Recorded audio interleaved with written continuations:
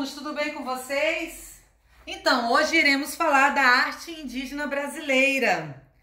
Então, na época do descobrimento, existia no nosso país cerca de 5 milhões de índios. E hoje esse número caiu para aproximadamente 200 mil índios. É uma diferença gritante isso, né?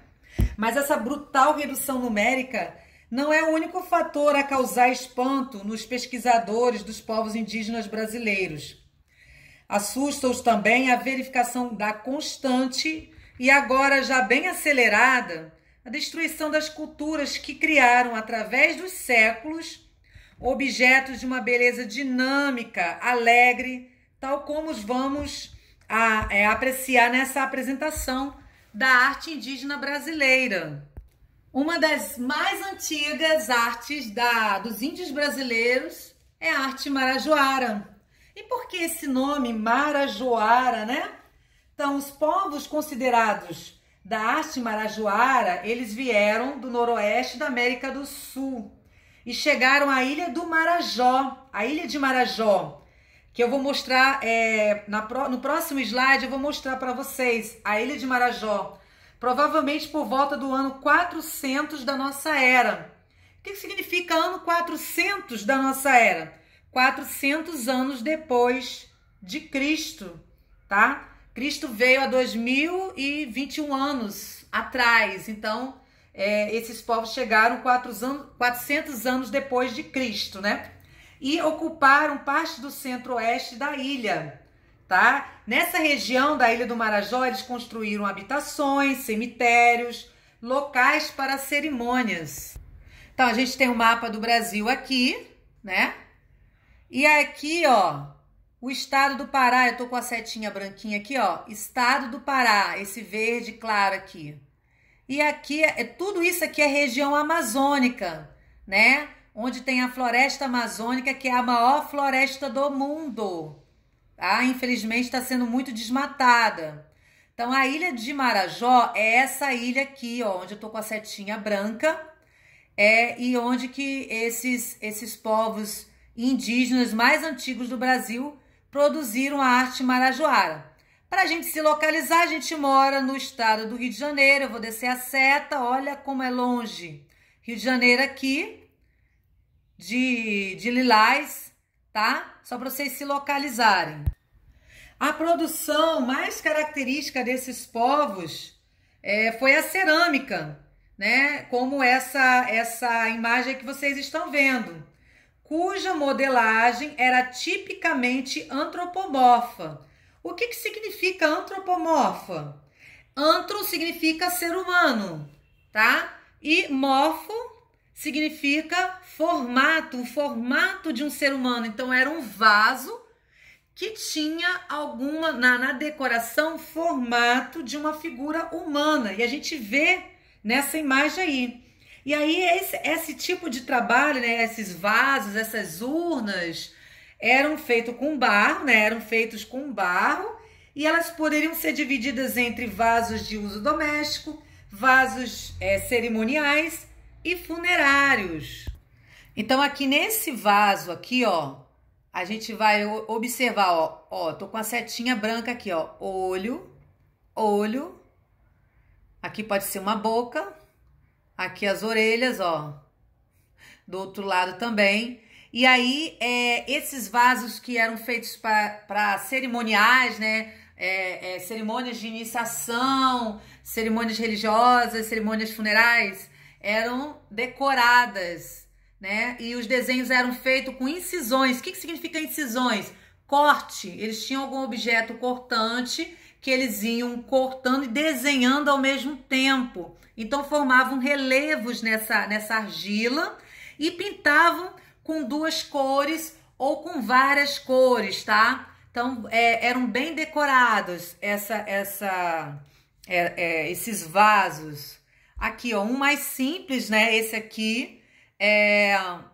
Essa parte aqui, deixa eu ver se eu consigo jogar a setinha pra cá. Essa parte aqui, que eu tô com a setinha, que tá em laranja, é a própria cor do barro da cerâmica, que eles não pintaram.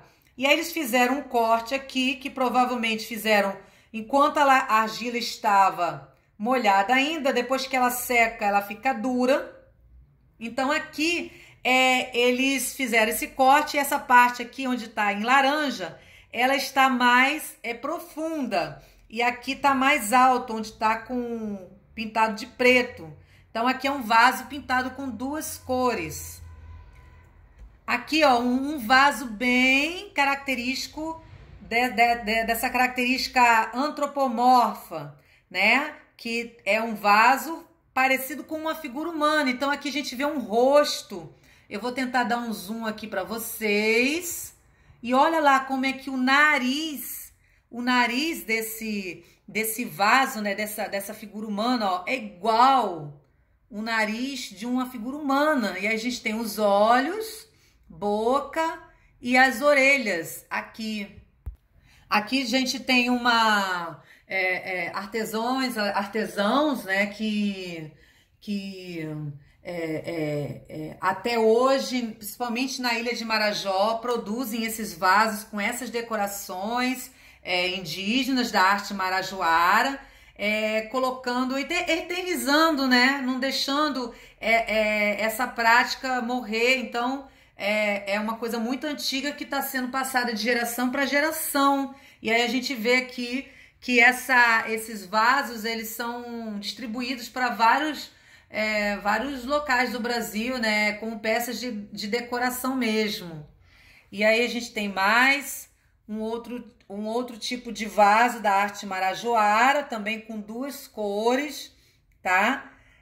Aqui um outro bem antigo, parece ser uma urna funerária, e também pintado com duas cores. Essa parte aqui tem relevo, ó. Essa parte aqui que tá em vermelho, né? Não dá para ver muito bem na foto onde está mais alto e onde está mais profundo, mas tem uma textura ali nesse trabalho. Aqui tem um outro vaso também, que vocês observam ali também, que tem uma decoração bem parecida com a anterior.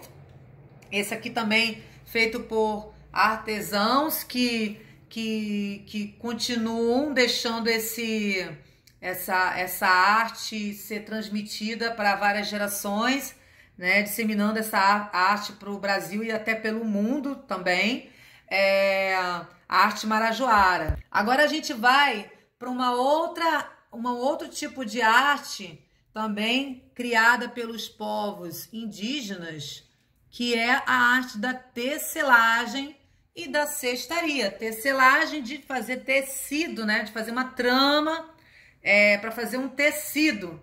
E a cestaria para fazer cestos, tá bom? Então vamos lá. A partir de uma matéria-prima abundante que havia lá na Amazônia, como folhas, palmas, cipós, talas e fibras, os índios produzem uma grande variedade de peneiras, cestos, abanos e redes. Então essa é a arte de tecer, né? Eles produzem também máscaras para os rituais deles de iniciação e também fazem essas tramas para a arquitetura, né? Na construção das ocas. As ocas são essas construções aí que vocês estão vendo atrás, né? Nessa imagem, né?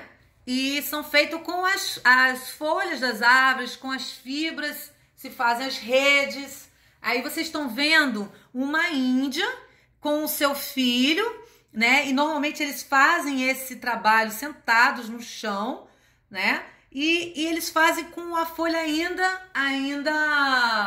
verdinha, né?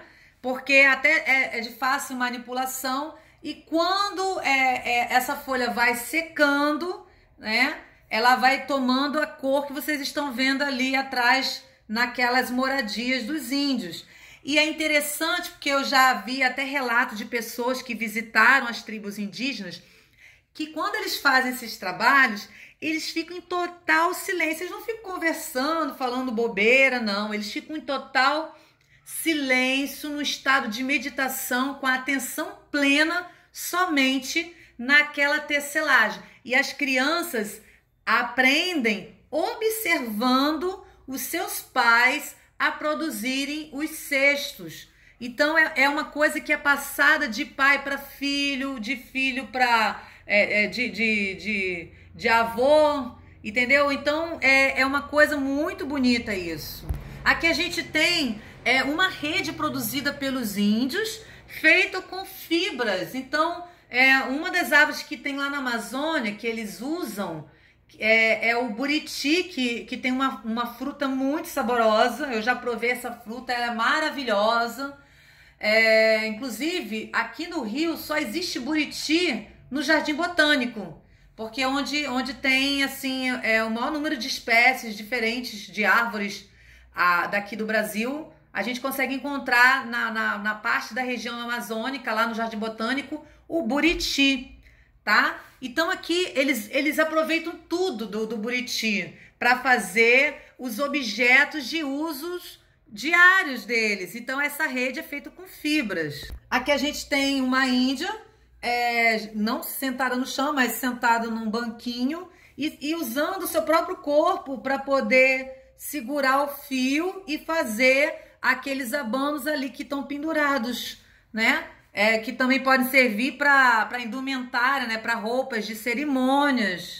Aqui a gente vê uma espécie de um suporte, e esse fio, né, tem uma pessoa segurando um novelo grande. Então esse fio ele é produzido com fibras de vegetais e aí eles vão fazendo essa tecelagem, essa trama para poder usar com várias funções. Aqui a fibra também pode ser tingida, e aí a gente tem assim, por exemplo, o urucum é uma planta que tem um fruto que tinge de vermelho, né? A gente tem o próprio...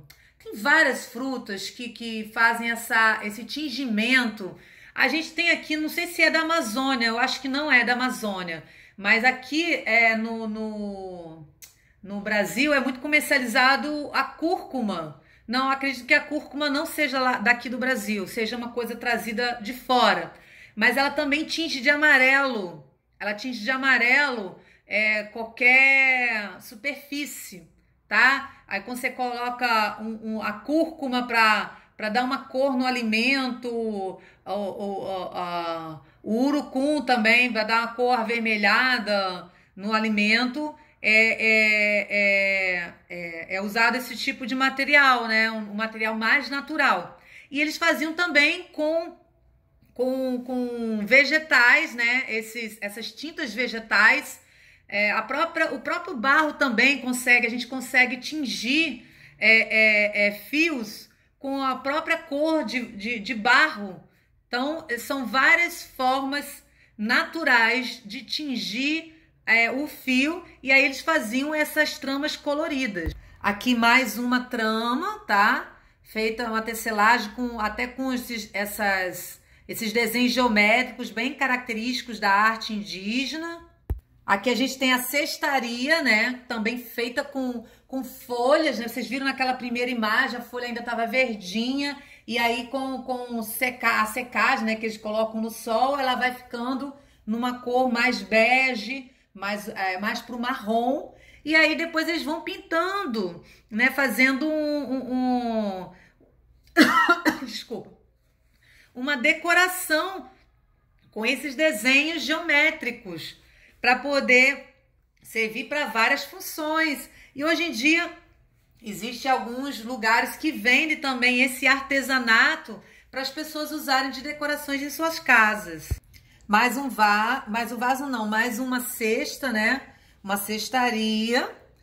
E a oca, né? Que é a moradia, né, dos índios, né? E aí você vê que a estrutura dessa oca ela é feita com madeira, mas essas paredes e esses telhados são feitos também com trama dessas folhas que eles vão pegando na própria natureza e fazendo essa arte, né? Que é uma arte que é utilitária, né? Que eles utilizam para a moradia, para os afazeres domésticos, para os cerimoniais religiosos, cerimoniais de iniciação. Então, a arte indígena ela é muito rica e a gente precisa valorizar essa ancestralidade. O que significa ancestralidade? Né? Esses povos mais antigos que trouxeram saberes, conhecimentos muito valiosos para nossa cultura, para as nossas culturas, né? No plural do Brasil. Então tá, gente. Um bom dia para vocês ou boa tarde. Quem assistir à noite, boa noite. E amanhã teremos mais da arte indígena. Beijos!